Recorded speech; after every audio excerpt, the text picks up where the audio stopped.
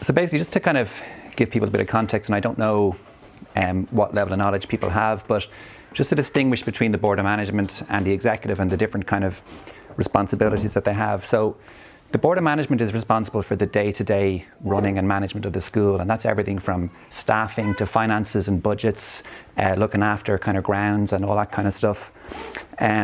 Whereas the Executive is more about kind of representing the patron, the long-term strategic view. So if you think about it maybe a bit like a commercial context, the Board of Management is like the CEO and the management team, and the Executive is a bit like the Board of Directors, looking after the interests of the owners and that kind of taking that long-term view. So the Board of Management is made up of the Chair of the Board of Management, the Principal, and some parent and staff nominees as well. And they actually report to the Executive, which is kind of an important point that's often kind of forgotten.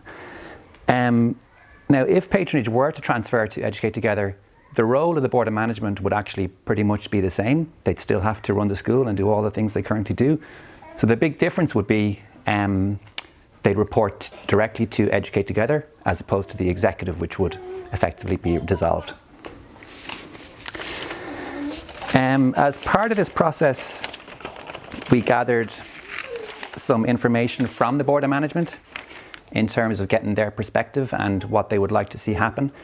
And it's really important that we capture that. Now, David said we don't want to get too deep into debates today and the pros and the cons, but I'm just going to give a really quick kind of helicopter view of the feedback that we've got from the Board of Management, because it's just important that people get that bit of context. So the Board of Management is very much in favour of transitioning to Educate Together, and there's kind of 5 or 6 kind of key reasons for that. The first one is that because the school is already an associate member of Educate Together, we actually deal with Educate Together all the time anyway on day-to-day matters. So there's kind of a view that we kind of have one foot in the tent already, so, you know, would we not just be fully in the tent, I suppose, as opposed to having this kind of hybrid model that we have at the moment. The other point is around kind of professionalism and expertise, and Educate Together is a big established organisation. They've got professional staff, full-time, paid, etc. Whereas the Executive is made up of kind of part-time parents doing their best. But the environment we're in now is quite complex. There's a lot of kind of regulatory and compliance type stuff. So you do need a lot of expertise to do it properly. And back to that point as well, that the fact that Bray School Project has an independent patron is a bit of an accident of history, and there's kind of a view that if Educate Together had existed then maybe we would have gone in with them anyway. The next point there is kind of the idea that I suppose the Executive has kind of struggled a little bit in recent years. It's quite difficult to get sufficient numbers of parents who are willing to give the commitment that's required.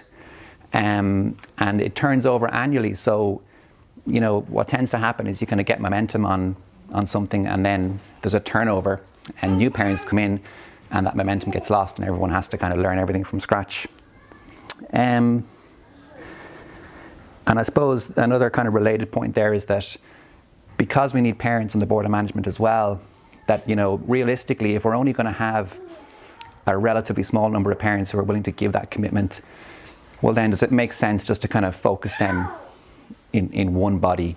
And, you know, in fairness, the Board of Management having this kind of day-to-day role, parents can have a really direct impact on what's kind of happening in the school through that body.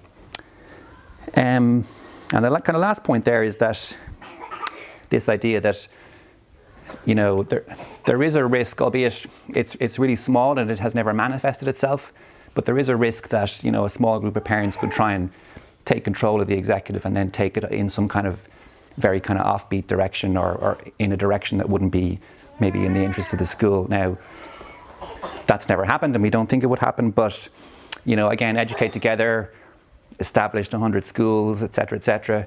They're on a kind of they're on a track now, so the chances of them changing direction are probably quite small. So that's kind of it. I suppose we're not going to get too much into it today, but I just wanted to give an overview of where the Board of Management is kind of at with this. So that's kind of it.